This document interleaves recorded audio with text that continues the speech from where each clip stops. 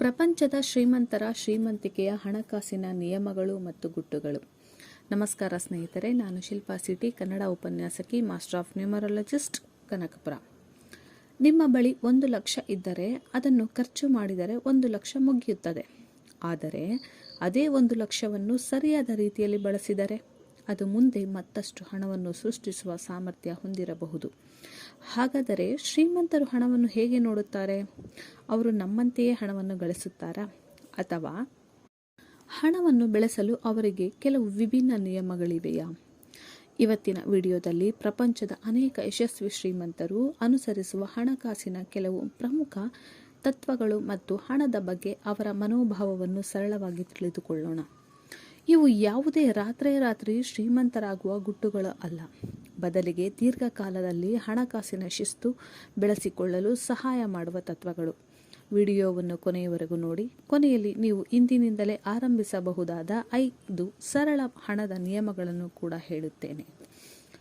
ಮೊದಲು ಹಣವನ್ನು ಉಳಿಸಿ, ನಂತರ ಖರ್ಚು ಮಾಡಿ. ನಮ್ಮಲ್ಲಿ ಬಹಳಷ್ಟು ಜನರ ಸಾಮಾನ್ಯ ವಿಧಾನ ಏನು? ಮೊದಲು ಸಂಬಳ ಬರುತ್ತದೆ, ನಂತರ ಮನೆ ಖರ್ಚು, ಶಾಪಿಂಗ್, ಮನರಂಜನೆ, ಅಗತ್ಯವಿಲ್ಲದ ಖರೀದಿಗಳು, ಕೊನೆಯಲ್ಲಿ ಹಣ ಉಳಿದರೆ ಉಳಿಸುತ್ತೇವೆ. ಆದರೆ ಹಣಕಾಸಿನ ಶಿಸ್ತಿನ ಒಂದು ಮುಖ್ಯ ತತ್ವ ಏನೆಂದರೆ, ಮೊದಲು ಉಳಿಸುವ ಹಣವನ್ನು ಬೇರ್ಪಡಿಸಿ, ನಂತರ ಖರ್ಚು ಮಾಡಿ. ಉದಾಹರಣೆಗೆ, ನಿಮ್ಮ ಆದಾಯ ಬಂದಾಗ ಒಂದು ನಿಗದಿತ ಮೊತ್ತವನ್ನು ಉಳಿತಾಯಕ್ಕಾಗಿ ಬೇರ್ಪಡಿಸಬಹುದು. ಉಳಿದ ಹಣವನ್ನು ನಿಮ್ಮ ಅಗತ್ಯಗಳಿಗೆ ಬಳಸಬಹುದು. ಮೊತ್ತ ದೊಡ್ಡದಾಗಿರಬೇಕೆಂದೇನೂ ಅಲ್ಲ, ಮುಖ್ಯವಾದುದು ಅಭ್ಯಾಸ. 2ನೇ ನಿಯಮ: ಶ್ರೀಮಂತರು ಕೇವಲ ಆದಾಯದ ಮೇಲೆ ಅವಲಂಬಿತರಾಗಿರುವುದಿಲ್ಲ. ಒಬ್ಬ ವ್ಯಕ್ತಿಗೆ ಒಂದು ಆದಾಯದ ಮೂಲವಿದ್ದರೆ ಆ ಆದಾಯ ನಿಂತಾಗ ಹಣದ ಹರಿವು ಕೂಡ ನಿಲ್ಲಬಹುದು. ಆದ್ದರಿಂದ ಹಣಕಾಸಿನ ದೃಷ್ಟಿಯಿಂದ ಜನರು ತಮ್ಮ ಆದಾಯದ ಮೂಲಗಳನ್ನು ವೈವಿಧ್ಯಗೊಳಿಸುವ ಬಗ್ಗೆ ಯೋಚಿಸುತ್ತಾರೆ. ಉದಾಹರಣೆಗೆ, ಉದ್ಯೋಗದ ಆದಾಯ, ವ್ಯವಹಾರ, ಕೌಶಲ್ಯದಿಂದ ಸಿಗುವ ಆದಾಯ ಮತ್ತು ತಮ್ಮ ಪರಿಸ್ಥಿತಿಗೆ ಸೂಕ್ತವಾದ ದೀರ್ಘಕಾಲೀನ ಹೂಡಿಕೆಗಳು. ಆದರೆ ಇಲ್ಲಿ ಒಂದು ಮುಖ್ಯ ವಿಷಯ: ಪ್ರತಿಯೊಂದು ಹೂಡಿಕೆಯಲ್ಲೂ ಅಪಾಯ ಇರುತ್ತದೆ. ಆದ್ದರಿಂದ ಅರ್ಥವಾಗದ ವಿಷಯದಲ್ಲಿ ಕೇವಲ ಯಾರಾದರೂ ಹೇಳಿದರೆಂದು ಹೂಡಿಕೆ ಮಾಡಬೇಡಿ. ಮೊದಲು ತಿಳಿದುಕೊಳ್ಳಿ, ಅರ್ಥ ಮಾಡಿಕೊಳ್ಳಿ, ನಂತರ ನಿರ್ಧಾರ ತೆಗೆದುಕೊಳ್ಳಿ. ನಿಯಮ 3: ಆಸ್ತಿ ಮತ್ತು ಖರ್ಚು ನಡುವಿನ ವ್ಯತ್ಯಾಸ ತಿಳಿದುಕೊಳ್ಳಿ. ಶ್ರೀಮಂತಿಕೆಯ ಬಗ್ಗೆ ಮಾತನಾಡುವಾಗ ಬಹಳ ಮುಖ್ಯವಾದ ಒಂದು ವಿಚಾರ: ನಿಮ್ಮ ಹಣ ಎಲ್ಲಿ ಹೋಗುತ್ತಿದೆ? ಒಂದು ವಸ್ತುವನ್ನು ಖರೀದಿಸಿದ ನಂತರ ಅದು ನಿಮ್ಮಿಂದ ನಿರಂತರವಾಗಿ ಹಣವನ್ನು ತೆಗೆದುಕೊಳ್ಳುತ್ತಿದೆಯಾ? ಅಥವಾ ಅದು ಭವಿಷ್ಯದಲ್ಲಿ ಆದಾಯ ಸೃಷ್ಟಿಸಲು ಸಹಾಯ ಮಾಡುತ್ತಿದೆಯಾ? ಈ ವ್ಯತ್ಯಾಸವನ್ನು ಅರ್ಥ ಮಾಡಿಕೊಳ್ಳುವುದು ಬಹಳ ಮುಖ್ಯ. ಉದಾಹರಣೆಗೆ, ಕೇವಲ ಪ್ರದರ್ಶನಕ್ಕಾಗಿ ಸಾಲ ಮಾಡಿ ದುಬಾರಿ ವಸ್ತುಗಳನ್ನು ಖರೀದಿಸುವುದು ನಿಮ್ಮ ಹಣಕಾಸಿನ ಸ್ಥಿತಿಯನ್ನು ಬಲಪಡಿಸುವುದಿಲ್ಲ. ಆದರೆ ನಿಮ್ಮ ಆದಾಯ ಹೆಚ್ಚಿಸಲು ಸಹಾಯ ಮಾಡುವ ಕೌಶಲ್ಯ, ಶಿಕ್ಷಣ ಅಥವಾ ಸೂಕ್ತವಾದ ಉತ್ಪಾದಕ ಆಸ್ತಿಗಳ ಬಗ್ಗೆ ಯೋಚಿಸುವುದು ಬೇರೆ ವಿಷಯ. ಹಣವನ್ನು ಖರ್ಚು ಮಾಡುವ ಮೊದಲು ಇದು ನನ್ನ ಭವಿಷ್ಯಕ್ಕೆ ಏನು ಕೊಡುತ್ತದೆ ಎಂದು ಕೇಳಿಕೊಳ್ಳಿ. ನಿಯಮ 4: ಶ್ರೀಮಂತರು ಹಣಕ್ಕಿಂತ ಕೌಶಲ್ಯಕ್ಕೆ ಹೆಚ್ಚು ಬೆಲೆ ಕೊಡುತ್ತಾರೆ. ನಿಮ್ಮ ಬಳಿ ಇಂದು ಹಣವಿಲ್ಲದಿದ್ದರೂ ನಿಮ್ಮ ಬಳಿ ಒಂದು ಉತ್ತಮ ಕೌಶಲ್ಯ ಇದ್ದರೆ ನೀವು ಭವಿಷ್ಯದಲ್ಲಿ ಆದಾಯ ಗಳಿಸುವ ಸಾಮರ್ಥ್ಯವನ್ನು ಬೆಳೆಸಿಕೊಳ್ಳಬಹುದು. ಉದಾಹರಣೆಗೆ, communication, sales, technology, teaching, business, content creator, ಹೀಗೆ ಅನೇಕ ಕೌಶಲ್ಯಗಳು ಇವೆ. ಆದ್ದರಿಂದ ನಿಮ್ಮ ಆದಾಯವನ್ನು ಹೆಚ್ಚಿಸಿಕೊಳ್ಳಲು ಕೇವಲ ಹೆಚ್ಚು ಹಣ ಬೇಕು ಎಂದು ಯೋಚಿಸುವ ಬದಲು, ನನ್ನ ಮೌಲ್ಯವನ್ನು ನಾನು ಹೇಗೆ ಹೆಚ್ಚಿಸಿಕೊಳ್ಳಬಹುದು ಎಂದು ಯೋಚಿಸಿ. ನಿಮ್ಮ ಜ್ಞಾನ ಮತ್ತು ಕೌಶಲ್ಯಕ್ಕೆ ಹೂಡಿಕೆ ಮಾಡುವುದು ದೀರ್ಘಕಾಲಿಕ ಹೂಡಿಕೆಯಾಗಬಹುದು. ನಿಯಮ 5: ತಕ್ಷಣದ ಸಂತೋಷಕ್ಕಿಂತ ದೀರ್ಘಕಾಲದ ಗುರಿ ಮುಖ್ಯ. ನಮಗೆ ಏನಾದರೂ ಬೇಕೆಂದರೆ ತಕ್ಷಣ ಖರೀದಿಸಬೇಕು ಎನ್ನುವುದು ಸಹಜ. ಆದರೆ ಹಣಕಾಸಿನ ಶಿಸ್ತಿನ ಮತ್ತೊಂದು ಗುಟ್ಟು ಡಿಲೇ ಗ್ರಾಟಿಫಿಕೇಷನ್. ಅಂದರೆ ಇಂದು ಸಿಗುವ ಸಣ್ಣ ಸಂತೋಷವನ್ನು ಸ್ವಲ್ಪ ಮುಂದೂಡಿ ಭವಿಷ್ಯದ ದೊಡ್ಡ ಗುರಿಗಾಗಿ ಕೆಲಸ ಮಾಡುವುದು. ಹೊಸ ಮೊಬೈಲ್ ಬೇಕು, ಹೊಸ ಬಟ್ಟೆ ಬೇಕು, ಹೊಸ ವಸ್ತು ಬೇಕು. ಖರೀದಿಸುವ ಮೊದಲು ನಿಮ್ಮನ್ನು ನೀವೇ ಕೇಳಿಕೊಳ್ಳಿ: ನನಗೆ ಇದು ನಿಜವಾಗಿಯೂ ಬೇಕೇ ಅಥವಾ ಈಗಲೇ ಬೇಕೆಂಬ ಆಸೆಯೇ? ಈ ಒಂದು ಪ್ರಶ್ನೆ ನಿಮ್ಮ ಅನೇಕ ಅನಗತ್ಯ ಖರ್ಚುಗಳನ್ನು ಕಡಿಮೆ ಮಾಡಬಹುದು. ನಿಯಮ 6: ಹಣದ ಲೆಕ್ಕ ಗೊತ್ತಿರಬೇಕು. ನಿಮ್ಮ ಬಳಿ ಎಷ್ಟು ಹಣ ಬರುತ್ತಿದೆ, ಎಷ್ಟು ಹಣ ಹೋಗುತ್ತಿದೆ, ಎಷ್ಟು ಉಳಿಯುತ್ತಿದೆ, ನಿಮ್ಮ ಬಳಿ ಸಾಲ ಎಷ್ಟು ಇದೆ, ಉಳಿತಾಯ ಎಷ್ಟು ಇದೆ, ಇವೆಲ್ಲವೂ ನಿಮಗೆ ಗೊತ್ತಿರಬೇಕು. ತಿಂಗಳಿಗೊಮ್ಮೆ ಕನಿಷ್ಠ ನಿಮ್ಮ ಹಣಕಾಸಿನ ಸ್ಥಿತಿಯನ್ನು ಪರಿಶೀಲಿಸಿ.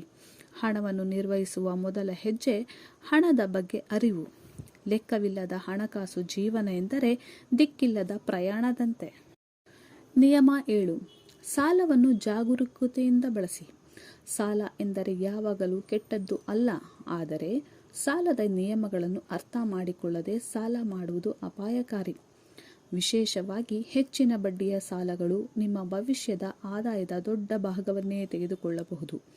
ಆದ್ದರಿಂದ ಸಾಲ ತೆಗೆದುಕೊಳ್ಳುವ ಮೊದಲು ಬಡ್ಡಿ ದರ ಎಷ್ಟು, ಒಟ್ಟು ಮರುಪಾವತಿ ಎಷ್ಟು, ನನ್ನ ಆದಾಯದಿಂದ ಇದನ್ನು ಆರಾಮವಾಗಿ ಪಾವತಿಸಲು ಸಾಧ್ಯವೇ ಎಂಬ ಪ್ರಶ್ನೆಗಳನ್ನು ಕೇಳಿಕೊಳ್ಳಿ. ಸಾಲ ನಿಮ್ಮನ್ನು ನಿಯಂತ್ರಿಸಬಾರದು, ನೀವು ಸಾಲವನ್ನು ಜವಾಬ್ದಾರಿಯಿಂದ ನಿರ್ವಹಿಸಬೇಕು. ನಿಯಮ 8. ಹಣವನ್ನು ಒಂದೇ ಕಡೆ ಇಡಬೇಡಿ. ಹಣಕಾಸಿನಲ್ಲಿ ಮತ್ತೊಂದು ಪ್ರಮುಖ ತತ್ವ ಇದು. ಡೈವರ್ಸಿಫಿಕೇಶನ್ ಅಂದರೆ ವೈವಿಧ್ಯೀಕರಣ. ಅಂದರೆ ನಿಮ್ಮ ಸಂಪೂರ್ಣ ಹಣವನ್ನು ಒಂದೇ ಹೂಡಿಕೆಯಲ್ಲಿ ಇಡುವ ಬದಲು ನಿಮ್ಮ ಗುರಿ ಮತ್ತು ಅಪಾಯ ಸಹಿಸುವ ಸಾಮರ್ಥ್ಯಕ್ಕೆ ಅನುಗುಣವಾಗಿ ವಿವಿಧ ರೀತಿಯ ಆಸ್ತಿಗಳ ಮೇಲೆ ಯೋಜಿಸುವುದು. ಆದರೆ ಇದು ನಿಜಕ್ಕೂ ಒಂದು ಎಚ್ಚರಿಕೆ ಇದೆ. ಡೈವರ್ಸಿಫಿಕೇಶನ್ ಎಂದರೆ ಏನು? ಖರೀದಿಸಿದರೂ ಸುರಕ್ಷಿತ ಎಂಬ ಅರ್ಥವಲ್ಲ. ಹೂಡಿಕೆಗೆ ಮುನ್ನ ಅದರ ಅಪಾಯವನ್ನು ಅರ್ಥ ಮಾಡಿಕೊಳ್ಳುವುದು. ಹೆಚ್ಚು ಲಾಭ ಎಂದರೆ ಸಾಮಾನ್ಯವಾಗಿ ಹೆಚ್ಚು ಅಪಾಯ ಕೂಡ ಇರಲೇಬೇಕು. ನಿಯಮ 9. ಶ್ರೀಮಂತಿಕೆಯ ದೊಡ್ಡ ಗುಟ್ಟು ಕಾಂಪೌಂಡ್ ಗ್ರೋತ್. ಇದು ಹಣಕಾಸಿನ ಜಗತ್ತಿನಲ್ಲಿ ಬಹಳ ಪ್ರಸಿದ್ಧವಾದ ಪರಿಕಲ್ಪನೆ. ಕಾಂಪೌಂಡಿಂಗ್. ನೀವು ಹಣವನ್ನು ದೀರ್ಘಕಾಲ ಹೂಡಿಕೆ ಮಾಡಿದಾಗ ಗಳಿಸಿದ ಆದಾಯವು ಮುಂದಿನ ಅವಧಿಯಲ್ಲಿ ಮತ್ತಷ್ಟು ಆದಾಯ ಗಳಿಸಲು ಅವಕಾಶ ಸಿಗುತ್ತದೆ. ಅದರಲ್ಲೇ ಸಮಯದ ಶಕ್ತಿ ಕೂಡ ಇದೆ. ಅದಕ್ಕಾಗಿಯೇ ಚಿಕ್ಕ ಮೊತ್ತದಿಂದ ಪ್ರಾರಂಭಿಸುವುದನ್ನು ತಿರಸ್ಕರಿಸಬಾರದು. ಮುಖ್ಯವಾದದ್ದು ಸಮಯ, ಶಿಸ್ತು, ನಿರಂತರತೆ. ಆದರೆ ಹೂಡಿಕೆ ಮಾಡಿದರೆ ಖಚಿತವಾಗಿ ಇಷ್ಟು ಹಣ ಬರುತ್ತದೆ ಎಂದು ಯಾರೂ ಹೇಳಲು ಸಾಧ್ಯವಿಲ್ಲ. ಮಾರುಕಟ್ಟೆಯಲ್ಲಿ ಹೂಡಿಕೆಗಳಲ್ಲಿ ಅಪಾಯ ಇರುತ್ತದೆ. ಆದ್ದರಿಂದ ನಿಮ್ಮ ಹಣಕಾಸಿನ ಪರಿಸ್ಥಿತಿಗೆ ಸೂಕ್ತವಾದ ನಿರ್ಧಾರ ತೆಗೆದುಕೊಳ್ಳಿ. ನಿಯಮ 10. ಕೊನೆಯ ಮತ್ತು ಅತ್ಯಂತ ಮುಖ್ಯವಾದ ನಿಯಮ. ಹಣಕ್ಕಿಂತ ಮೊದಲು ಮನಸ್ಥಿತಿ. ಶ್ರೀಮಂತಿಕೆಯನ್ನು ಕೇವಲ ಬ್ಯಾಂಕ್ ಬ್ಯಾಲೆನ್ಸ್ ಎಂದು ನೋಡಬೇಡಿ. ಹಣವನ್ನು ಹೇಗೆ ಗಳಿಸಬೇಕು, ಹೇಗೆ ಉಳಿಸಬೇಕು, ಹೇಗೆ ಜವಾಬ್ದಾರಿಯಿಂದ ಬಳಸಬೇಕು, ಹೇಗೆ ಬೆಳೆಸಬೇಕು, ಅಪಾಯವನ್ನು ಹೇಗೆ ಅರ್ಥ ಮಾಡಿಕೊಳ್ಳಬೇಕು. ಹಣಕಾಸಿನ ಜ್ಞಾನ ಹೆಚ್ಚಾದಂತೆ ಹಣದ ಬಗ್ಗೆ ನಿಮ್ಮ ನಿರ್ಧಾರಗಳು ಕೂಡ ಬದಲಾಗಬಹುದು. ಇವೆಲ್ಲವನ್ನೂ ಕೂಡ ಕಲಿಯುವುದು ಮುಖ್ಯವಾಗಿರುತ್ತದೆ. ಇಂದಿನಿಂದ ಪಾಲಿಸಬಹುದಾದ 5 ಹಣದ ನಿಯಮಗಳು. ಇಲ್ಲಿಯವರೆಗೆ ಹೇಳಿದ ವಿಷಯವನ್ನು ಕೇವಲ ಕೇಳಿ ಬಿಡಬೇಡಿ. ಇಂದಿನಿಂದ ಈ 5 ನಿಯಮಗಳನ್ನು ನೆನಪಿಟ್ಟುಕೊಳ್ಳಿ. 1. ಆದಾಯ ಬಂದ ತಕ್ಷಣ ಉಳಿತಾಯದ ಮೊತ್ತವನ್ನು ಬೇರ್ಪಡಿಸಿ. ಪ್ರತಿಯೊಂದು ಖರ್ಚಿಗೂ ಮೊದಲು ಇದು ಅಗತ್ಯವೇ ಎಂದು ಕೇಳಿಕೊಳ್ಳಿ. ನಿಯಮ 3. ನಿಮ್ಮ ಕೌಶಲ್ಯ ಮತ್ತು ಜ್ಞಾನವನ್ನು ನಿರಂತರವಾಗಿ ಬೆಳೆಸಿಕೊಳ್ಳಿ. 4. ಸಾಲದ ಬಡ್ಡಿ ಮತ್ತು ಮರುಪಾವತಿ ಸಾಮರ್ಥ್ಯವನ್ನು ಅರ್ಥ ಮಾಡಿಕೊಂಡೇ ಸಾಲ ಮಾಡಿ. 5.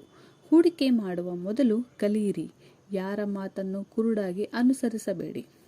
ಅಂತಿಮವಾಗಿ ಸ್ನೇಹಿತರೆ, ಶ್ರೀಮಂತಿಕೆ ಎಂದರೆ ಕೇವಲ ದುಬಾರಿ ಕಾರು, ದೊಡ್ಡ ಮನೆ ಅಥವಾ ಬ್ಯಾಂಕ್ ಬ್ಯಾಲೆನ್ಸ್ ಅಲ್ಲ.